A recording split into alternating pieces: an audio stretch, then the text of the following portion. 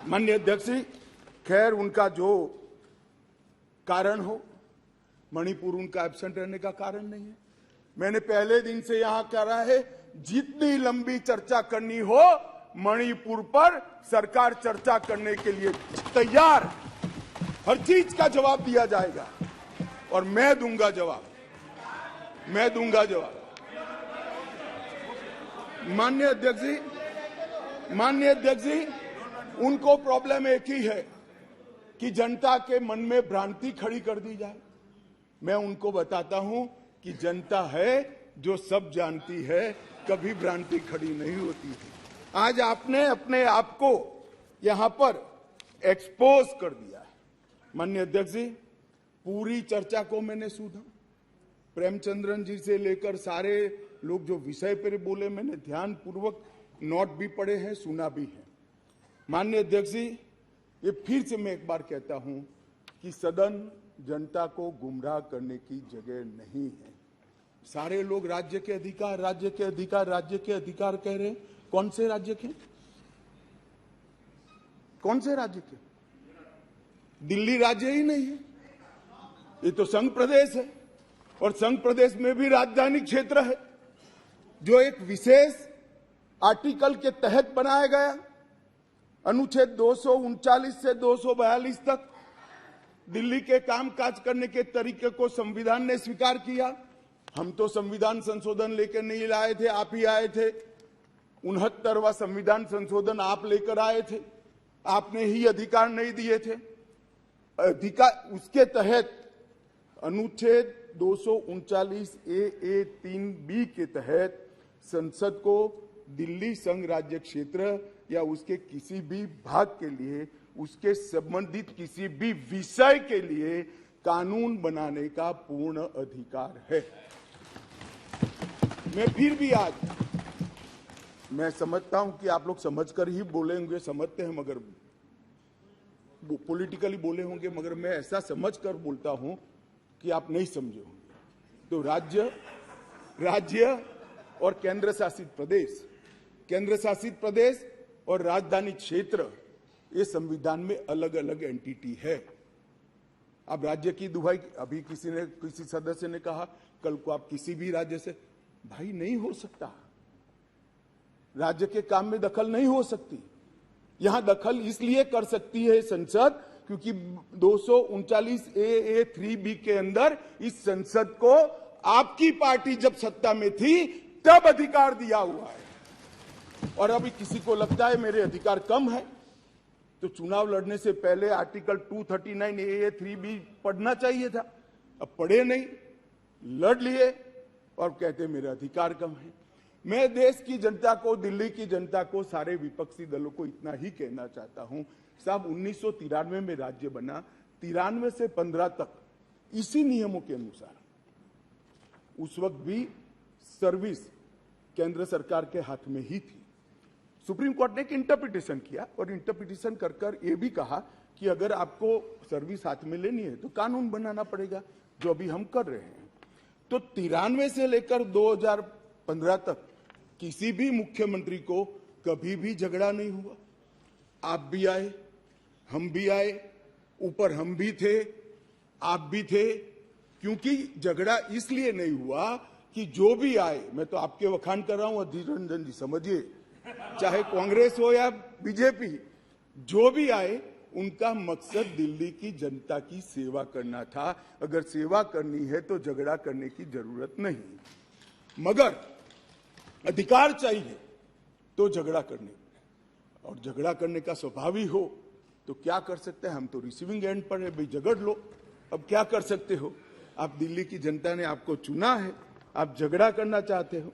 और रूल्स बनाने के पावर के बारे में किसी सदस्य ने कहा, मैं इतना ही कहना चाहता हूं कि रूल्स बनाने के अधिकार, जो एक्ट बनाने का जिसके पास अधिकार है उसी के पास रूल्स बनाने के अधिकार रहते हैं। एक्ट बनाने का अधिकार भारत सरकार को है, तो एक्ट के रूल बनाने का अधिकार भी, ये बेसिक समझ का विषय है। कैबिनेट नोट का सवाल किया, इसमें भी आप इसको गलत भ्रांति खड़ी कर रहे हो।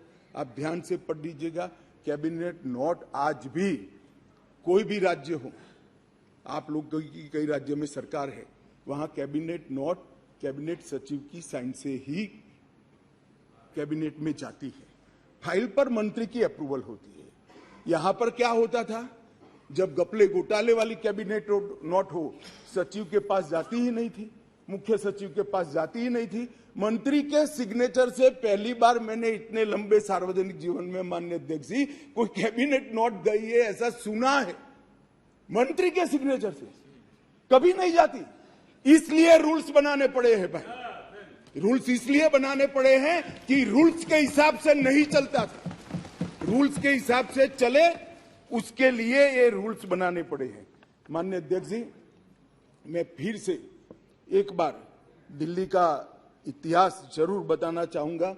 माननीय अध्यक्ष जी, 1953 में फजल अली कमीशन का गठन हुआ। उसने अपना प्रतिवेदन 1955 में दिया। उसके पहले पट्टाभी सीतारामैया की कमेटी बनी। उसके बाद 56 में संविधान संशोधन कर यूनियन टेरिटरी की अवधारणा आई। इसके साथ साथ दिल्ली म्युनिसिपल कॉरपोरेशन एक्ट 57 नगर नियम अधिनियम लागू कर दिया गया और 87 में जब सरकार या कमेटी बनी, उसके बाद दिल्ली को राज्य देने का निर्णय किया गया। 249A के तहत इसका विस्तृत वर्णन दिया हुआ है और 69वें संविधान संशोधन के द्वारा इसको लिया गया है। मैं एक जो रिपोर्ट है इसका कोट भी पढ़ना चाहता हूं। पहले मैंने जवाहरलाल नेहरू जी को पढ़ा, आम्बेडकर जी को पढ़ा। श्री रिंकू जी आम्बेडकर जी को कह रहे थे कि आम्बेडकर की भावना के खिलाफ काम करे हो। रिंकू जी, हम तो आम्बेडकर जी की भावनाओं के अनुसार काम कर रहे हैं। आम्बेडकर जी ने कहा था कि केंद्र के तहत रहना चाहिए।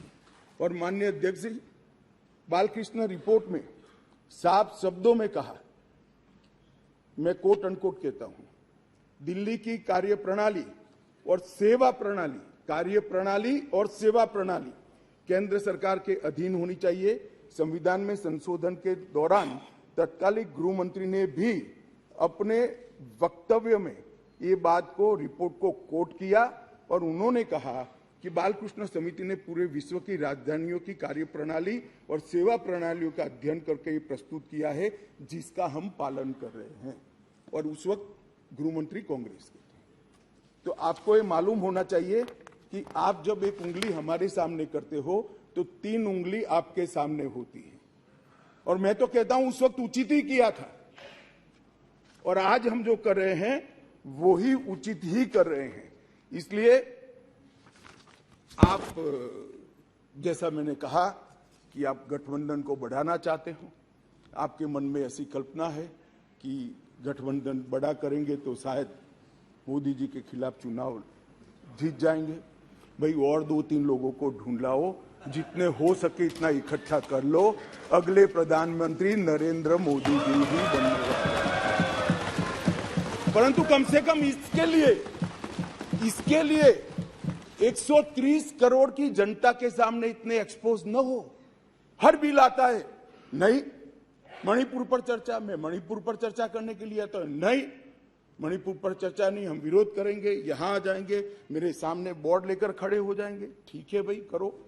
मगर जैसे ही गठबंधन टूटने वाला बिल आया, मणिपुर भी याद नहीं आया, डेमोक्रेसी भी याद नहीं आई, दंगे भी याद नहीं आए। सब इकट्ठा होकर देखो सामने बैठे, सारे इकट्ठा, और 130 करोड़ की जनता को बताते हैं हमें मणिपुर की चिंता नहीं है, हमें चुनाव की चिंता है, हमें डेमोक्रेसी की चिंता नहीं है, हमें चुनाव की चिंता है। हमारी पार्टी के कोई सिद्धांत नहीं है, केवल और केवल राजनीति में, चुनाव जीतने के लिए राजनीति में है। और बताइए भैया, आप बाहर जाकर मीडिया को, अगर ये नहीं है तो सारे बिल में क्यों एब्सेंट रहे? सारे बिल महत्वपूर्ण नहीं है क्या? सारे बिल महत्वपूर्ण है, आपको रहना चाहिए था। मगर ये बिल इसलिए महत्वपूर्ण है कि ये बिल आपके गठबंधन को क्षति करता है। और मैं एक बात आगे कह देता हूं कि ये बिल पास होने के बाद वैसे भी आपका गठबंधन टूट जाने वाला है। केजरीवाल जी आपको बाय बाय कर देंगे। माननीय अध्यक्ष जी, एक बात आई कि भाई अध्यादेश क्यों लेकर आए। मैं बताना चाहता हूं कि 11/5/2023 को संविधान पीठ ने एक फैसला दिया। अब संविधान पीठ के फैसले को कोई ध्यान से पढ़ेगा तो वो फैसला कहता है, इन अ वे संविधान पीठ ने 2 जजों की खंडपीठ का बेंच का गाइडेंस किया है। फाइनल निर्णय 2 जज की बेंच ने करना है।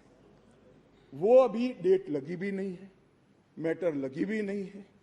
11/5/23 को जजमेंट आया और 11/5/23 को ही दिल्ली सरकार के सेवा विभाग ने मंत्री ने एक परिपत्र घोषित कर दिया अपने सिग्नेचर से। फिर से मैं कहता हूं, परिपत्र सचिव करते हैं, यहां मंत्री करते हैं।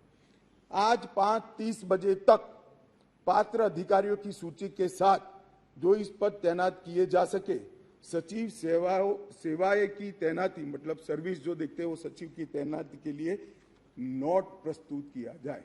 अभी तो सुप्रीम कोर्ट ने निर्णय करना बाकी, इन प्रिंसिपल निर्णय किया है। इसके पर 2 जजों की बेंच ने निर्णय करना है, इसको घोषित करना है। आप अमल करने कर दी। सोशल मीडिया में घोषणा कर दी कि सेवा विभाग के सचिव श्री आशीष माधेराव मोरे का ट्रांसफर कर दिया गया है। ध्यान देने की बात है कि जो मैं कह रहा हूं वो फिर से पढ़ रहा हूं। 11/5/23 के निर्णय के पैरा 165 में न्यायालय की नियमित बेंच को इस मामले का निपटारा करने का आदेश दिया गया था, जो अभी बैठी ही नहीं थी।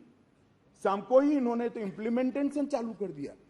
इसके बाद सतर्कता विभाग विजिलेंस मंत्री जी ने सभी सहायक निर्देशकों को आदेश दे दिया कि विशेष सचिव सतर्कता विजिलेंस कमिश्नर को के सचिव है विजिलेंस के, उसको रिपोर्ट न कर दिया। रिपोर्ट मत करिए। क्यों? अभी जजमेंट नहीं आया। क्यों? क्योंकि अब कारण कहता हूं, इसलिए न करना का किया जाए। इसके बहुत सारे कारण हैं, मैं बताता हूं। मित्रों,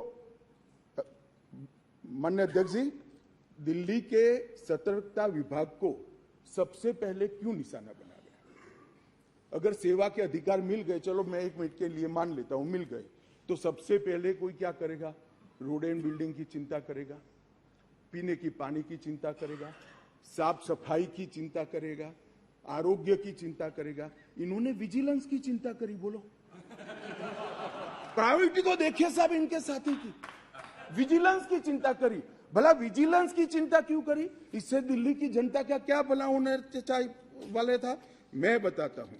क्योंकि विजिलेंस विभाग को इसलिए निशाना बना गया, माननीय अध्यक्ष जी, कि इसमें बहुत सारी संवेदनशील फाइलें बंद पड़ी हुई थी। कौन सी फाइलें थी? कौन सी फाइलें थी? जरा आप ध्यान से सुनना भाई। जिसके बारे में बड़े बड़े आवाज से आर्गुमेंट्स कर रहे थे, उनका एक्ट सुनना। आबकारी घोटाले के संबंधित फाइल, शराब की आबकारी घोटाले की फाइल, न्यायालय द्वारा जो आदेश किया था, इसका ओपिनियन जो देना था, वो फाइल विजिलेंस डिपार्टमेंट में थी, जिसके तहत उनके पूर्व डेप्यूटी चीफ मिनिस्टर जेल में बैठे हैं। अब वो फाइल कैसे इनके हाथ में दे? मुख्यमंत्री के नए बंगले के निर्माण पर अवैध रूप से हुए खर्चे के संबंधित फाइल, जिसमें स्वयं मुख्यमंत्री फंसते हैं। शीश महल की फाइल दिल्ली सरकार द्वारा उनकी पॉलिटिकल पार्टी ने उसके प्रचार के लिए, सरकार के नहीं, पार्टी के प्रचार के लिए 90 करोड़ रुपया खर्च कर दिया। कोर्ट ने ऑर्डर किया कि वो 90 करोड़ रुपया पार्टी के खजाने से दिल्ली सरकार में भरा जाए। इसकी जांच की फाइल भी ये सतर्कता विभाग में थी। माननीय अध्यक्ष जी, एक फीडबैक यूनिट बना दिया। अब आप संविधान की दुहाई दे रहे हो, ये एक्ट सुधारने के पहले भी लॉ एंड ऑर्डर इनके पास नहीं है, तो उनके पास खुफिया विभाग नहीं हो सकता। उन्होंने फीडबैक यूनिट के नाम से करोड़ों रुपए का खर्च कर एक स्वतंत्र गैरकानूनी खुफिया विभाग खड़ा कर दिया। अब इसकी भी जांच चालू हो गई। वो फाइल भी विजिलेंस में थी। BSES जो बिजली सप्लाई करने वाली कंपनी है और BYPL कंपनियों का 21,000 करोड़ का बकाया था, फिर भी एक इंडस्ट्री को और रुपया दे दिया, उनको 21,000 करोड़ लेना है, वो साइड में रहा और दूसरा पेमेंट कर दिया। इसका भी विजिलेंस में इंक्वायरी चल रहा है। अब ये सारी फाइलों के लिए माननीय अध्यक्ष जी सतर्कता विभाग को निशाना बना दिया और ये हमारे दल, मैं तो नहीं मानता सारे दल इसका समर्थन करते होंगे ऐसे काम की, मगर गठबंधन की एक मजबूरी है, इसलिए सारे दल ये सतर्कता विभाग के साथ आज आप पार्टी के साथ जुड़ गए। माननीय अध्यक्ष जी, माननीय अध्यक्ष जी, एक कहा कि भाई सत्र बुलाने का, माननीय अध्यक्ष जी सभी दलों की कहीं ना कहीं पार्टियां रही। मैं इनको ये कहना चाहता हूं कि आपने असेंबली, एक भी असेंबली ऐसी दिखी है जिसका सत्र अवसान ही न हो। माननीय अध्यक्ष जी, सत्र आहूत होता है, आप सत्र अवसान यहां करते हो, राष्ट्रपति महोदया साइन करती हो, सत्र का अवसान होता है, नए सत्र का फिर से आहूत किया जाए। एक असेंबली देश में ऐसी है दिल्ली संघ राज्य क्षेत्र की जिसका सत्र अवसान ही नहीं होता है, चालू ही रहती है। और जब भी पॉलिटिकल भाषण देना है, रिस्पॉन्सिबिलिटी से भागना है, सदन के विशेषाधिकार का उपयोग करना है, किसी को गाली गलौज करना है, तो आधे दिन का सत्र बुलाकर गाली बोलकर फिर से सत्र निलंबित कर देते हैं। सत्र का अवसान ही नहीं होता है। मान्य अध्यक्ष, ऐसी कोई सरकार देखी है आपने? मैं इसलिए कह रहा हूं, इनको बताता हूं आप किसका समर्थन कर रहे हो, इसी किस व्यवस्था का समर्थन कर रहे हो माननीय अध्यक्ष जी। और देश की जनता को ये सब मालूम है। और एक कैबिनेट के अधिकारों की बात कर रहे हैं, असेंबली के अधिकारों की बात कर रहे हैं। 2020 में दिल्ली विधानसभा का एक ही सत्र बुलाया गया, बजट सत्र, जिसमें 5 बैठकें हुई, 2 दिन का, जो मजबूरी है बजट पारित कराना है। 21 में भी एक ही सत्र बुलाया गया, बजट सत्र, जिसमें 3 दिन की बैठक करी, चार बैठकें करी, वो बजट सत्र था, मजबूरी है। 2022 में एक ही सत्र बुलाया गया, बजट सत्र, क्योंकि मजबूरी है बजट पारित करना है। और 2023 में भी एक सत्र बुलाया गया, बजट सत्र। इसके अलावा विधानसभा ही नहीं बुलाई माननीय अध्यक्ष जी। अरे विधानसभा के अधिकारों की हमारे विपक्षी दल के मित्र, कौन से अधिकार भाई? विधानसभा बुलानी है नहीं है, ओवैसी जी आप मुगालते में हैं, आप मुगालते में है, विधानसभा बुलानी ही नहीं है।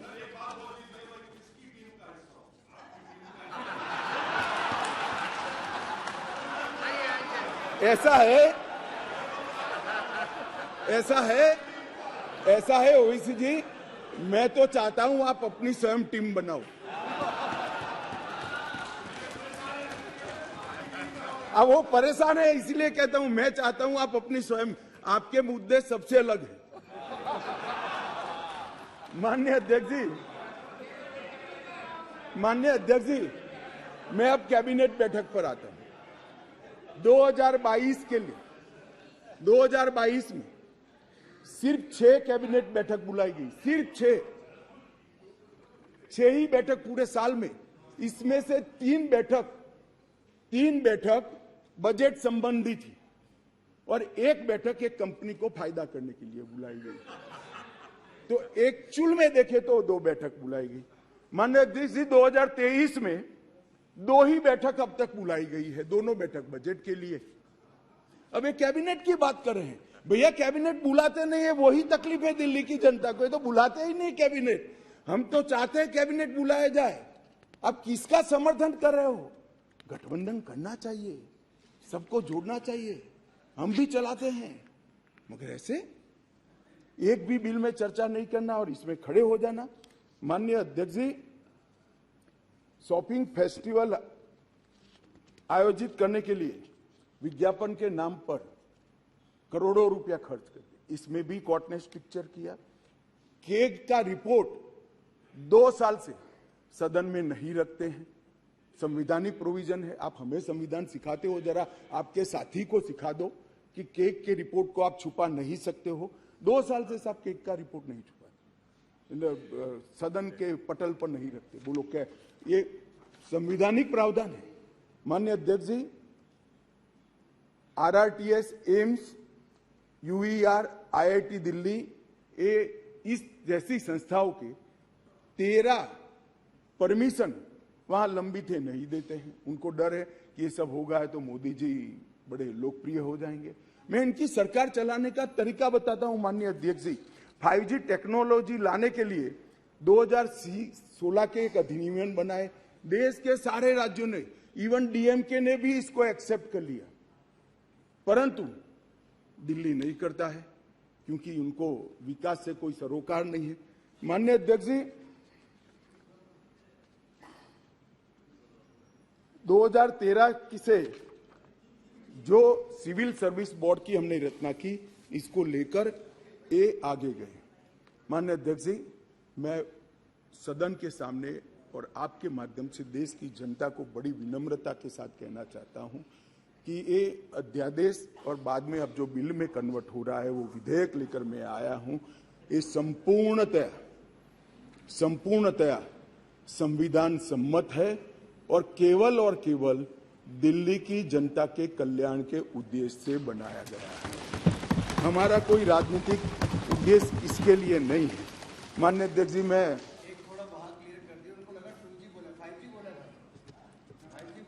मारन जी पूछ रहे हैं। माननीय अध्यक्ष जी,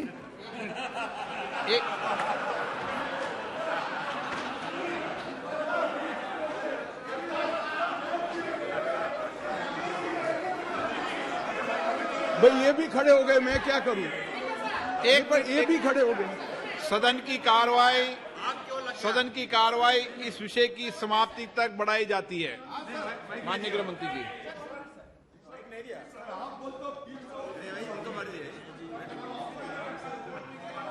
में क्या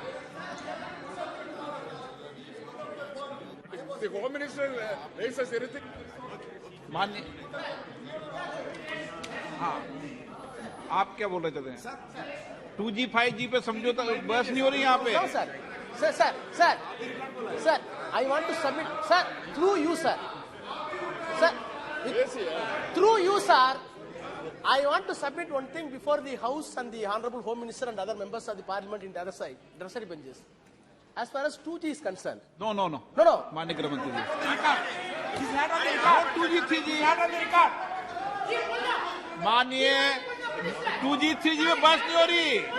नो कुछ नहीं बोला। नो लगाया है। आप क्यों 2G पे नाम पूछ नाराज हो रहे हो? अरे 2G पे नाराज पे इतना नाराज क्यों जाते हो? देखो, पुरानी बातों को लेके मत चलो।